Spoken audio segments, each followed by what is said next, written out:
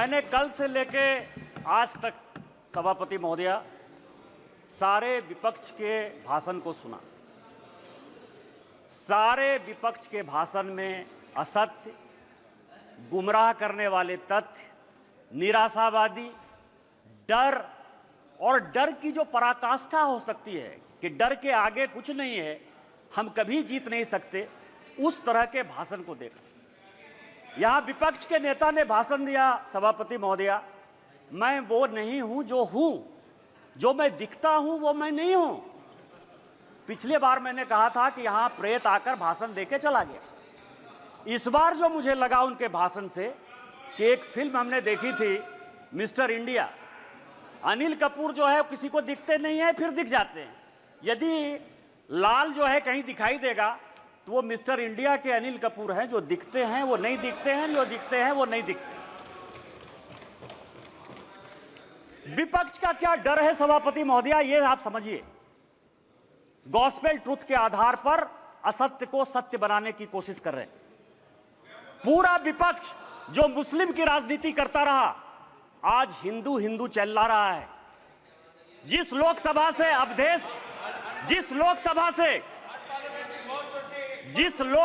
से अवधेशपासी एमपी है, उसका नाम फैजाबाद है।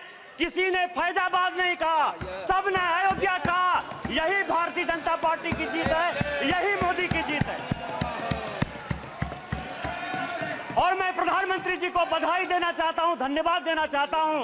रामायण की एक चौपाई है कि राम रमापति करधन लेहु, खैंचत चाप मिटाई संदेहु। उन्होंने पूरे देश को यह मैसेज दे दिया कि यह देश हिंदू है, हिंदू राष्ट्र है और मुसलमान के नाम पर कोई राजनीति नहीं हो सकती है। फैजाबाद का नाम अपोजिशन के किसी आदमी ने नहीं लिया। क्या सत्य है? इन्होंने कहा हमारे ऊपर ईडी आ गई, हमारे ऊपर सीबीआई आ गई, हम किसी से नहीं डरते।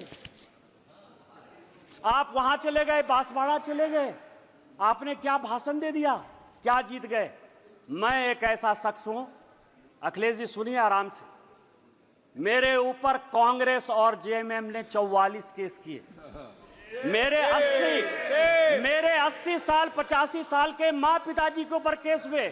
गैलरी में मेरी वाइफ बैठी हुई है, मेरे बच्चे बैठे हुए हैं, उनके ऊपर केस हुआ। भाई के ऊपर केस हुआ। और सरकार ने आरटीआई मैंने मंगाया है, 10 करोड़ रुपया हाई कोर्ट और सुप्रीम कोर्ट में मेरे से केस लड़ने के लिए किया।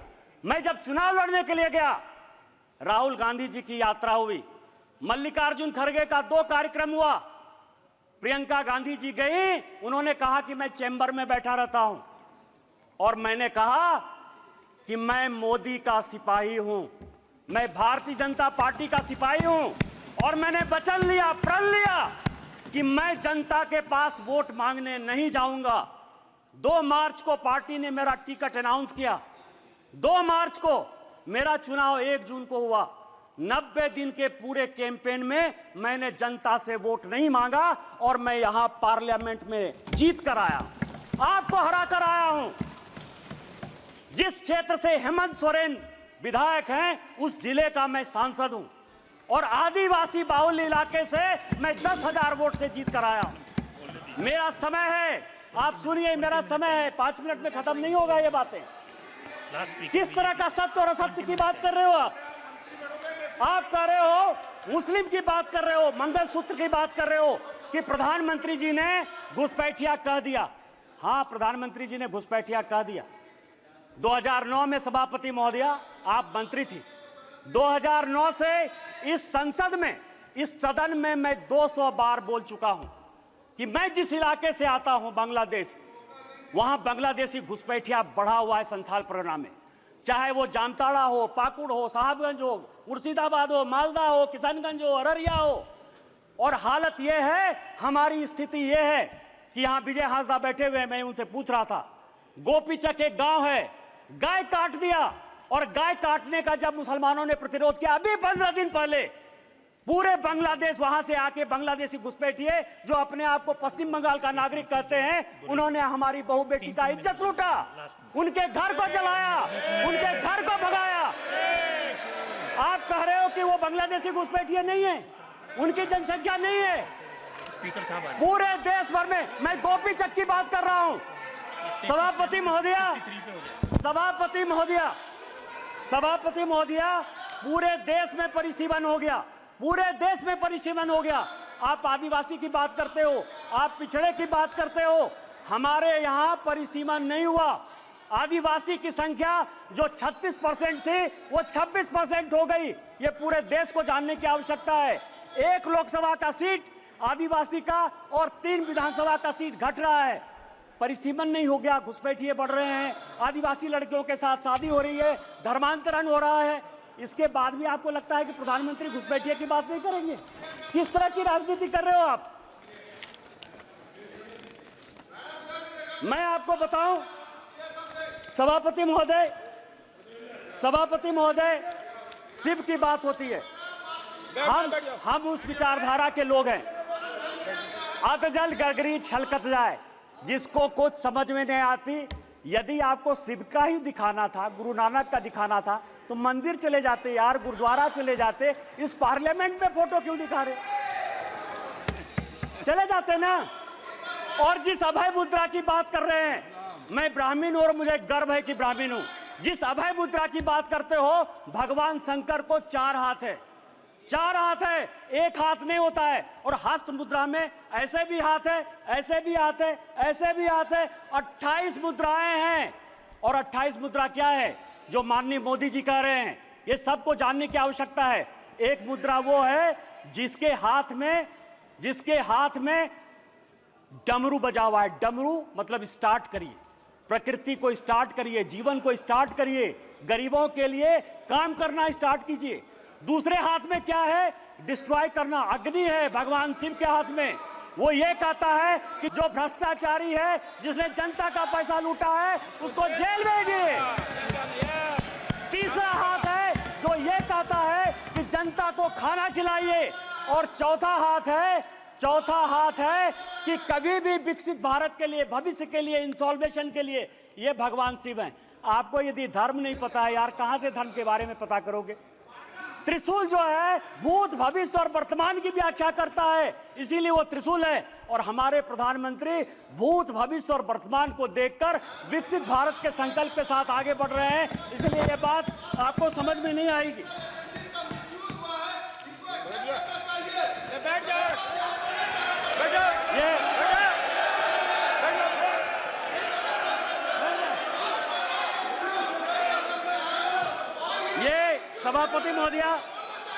सभापति महोदया, ये संविधान की बात करती हैं।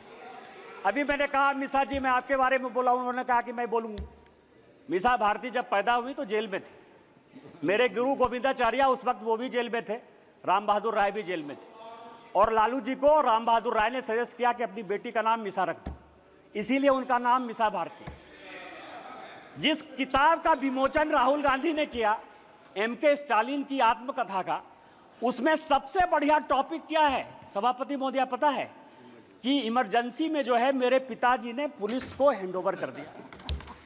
और यहां बैठे हुए हैं अखिलेश यादव जी, इनके पिताजी के साथ मुझे काम करने का मौका मिला। और बड़े आदमी थे, इतने बड़े आदमी थे कि वो हमेशा कहते थे कि मैं तुम्हारा भाषण सुनता हूं।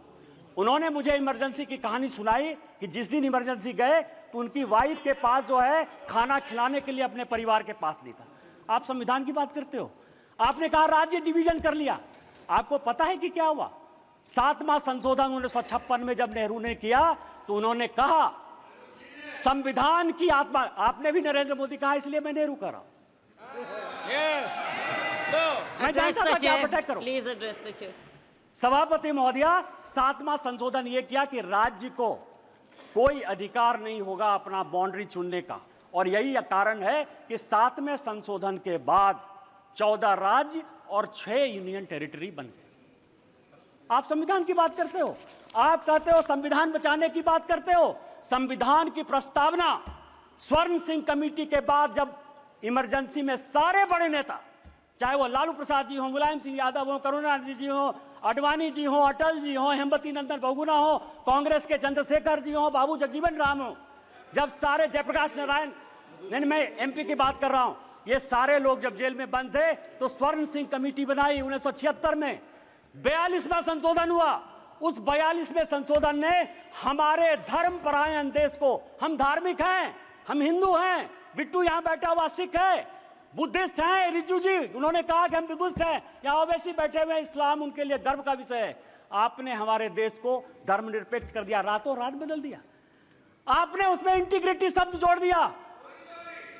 पूरा देश जो है ईमानदार है, इसी कारण ईमानदारी से चलता है। आपने ईमानदार जोड़ दिया और आपने उसमें सोशलिस्ट जोड़ दिया। अरे कैसे सोशलिस्ट हो सकते हैं हम यार?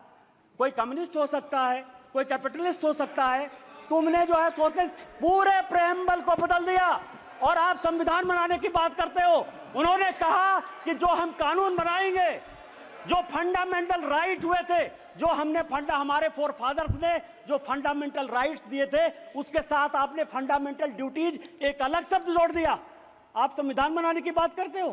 पूरा का पूरा 42वां संशोधन, उन्होंने कहा कि जो संविधान कानून बनाएगा, क्योंकि इंदिरा गांधी की सदस्यता खत्म हो गई थी, उन्होंने कहा कि हम फिर से रिइंस्टेट होकर देश के प्रधानमंत्री बन जाएंगे। आप मेरे ऊपर कोई क्वेश्चन नहीं कर सकते हो। लोकसभा के जो समय है, समय सीमा 5 साल, उन्होंने कहा अब 6 साल होगा। खाता न वही, इंदिरा गांधी जो कहे सही, संविधान वही है।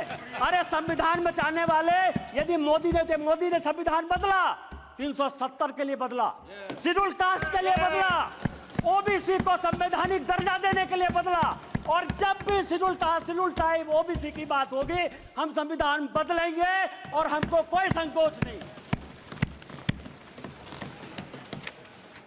सवाल ये है, ये आर्य और अनार्य की बात करते हैं, ऋषि मुनि की बात करते हैं। राजा साहब, आप हमारे मित्र हो। मैं एक ऐसा आदमी था जो तिहाड़ में आपसे मिलने के लिए गया, कांग्रेस ने आपको जेल भेजा।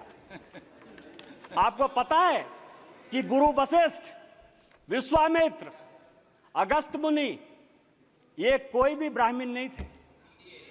रामायण, महाभारत, गीता लिखने वाले कोई भी ब्राह्मण नहीं थे।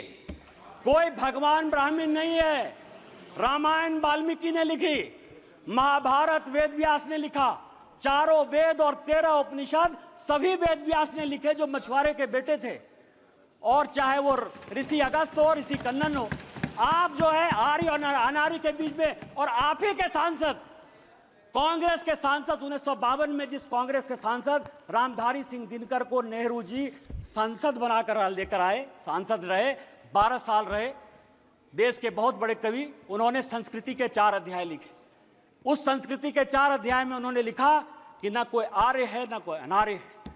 जो हरिजन, जो शेड्यूल कास्ट तमिलनाडु का है, वही कलकत्ता का ब्राह्मण है, और जो कलकत्ता का ओबीसी है, वही पंजाब का जो है सिख है। ये उन्होंने लिखा, कांग्रेस ने लिखा, आपके सांसद ने लिखा।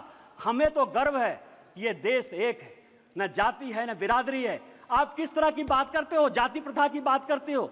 मैं एक बात कहना चाहता हूं, यहां जितने बुजुर्ग लोग बैठे हुए, स्वागत राय दी बैठे होंगे, आज से 50 साल पहले किसी बड़े घर में, किसी गांव में कहीं कोई शौचालय नहीं होता था।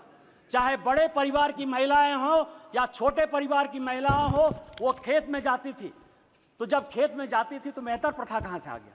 जो मुगलों ने दिया, आप उसको सही मान रहे हो, और आप पूरे देश को जो है हिंदुत्व के नाम पर, आर्य के नाम पर, अनार्य के नाम पर, इस्लाम के नाम पर केवल गुमराह करने की कोशिश करते हो। ये गॉस्पेल ट्रूथ को बंद करो, ये काना बंद करो, और देश को जो है साथ लेकर चलने की बात करो। बस मैं अंत में, सभापति महोदय, एक पॉइंट है कि कल कहा गया कि स्पीकर साहब जो है झुक के प्रधानमंत्री जी को जो है अभिवादन किए और राहुल जी को ऐसे। आज मैंने एक फोटो देखा थल सेना अध्यक्ष का, वर्दी में कहा जाता है कि किसी को प्रणाम नहीं करना चाहिए। आज सारे अखबारों में थल सेना अध्यक्ष का फोटो छपा है और वो अपनी मां को पैर छू के वर्दी में प्रणाम कर। तैत्तिरीयोपनिषद का एक श्लोक है, अभिवादनशीलस्य नित्यं वृद्धा पसेबिनः चत्वारि तस्य वर्धन्ते आयुर्विद्या यशोबलम। आपसे जो भी बड़े आदमी हैं, पद की, मर्यादा की कभी परवाह नहीं करिए। अभी पार्लियामेंट खत्म हुआ, मैं फरवरी की बात कर रहा हूं। जिस दिन पार्लियामेंट खत्म हुआ मैं बाहर गाड़ी का वेट कर रहा था। मैं सबसे ज्यादा कांग्रेस पर अटैक करता हूं। राहुल जी, सोनिया जी या पूरा कांग्रेस गांधी परिवार मेरा टॉपिक है, क्योंकि मेरे फादर 1975 में इमरजेंसी में सैक कर दिए गए, उनकी ज़िंदगी में नौकरी नहीं लगी।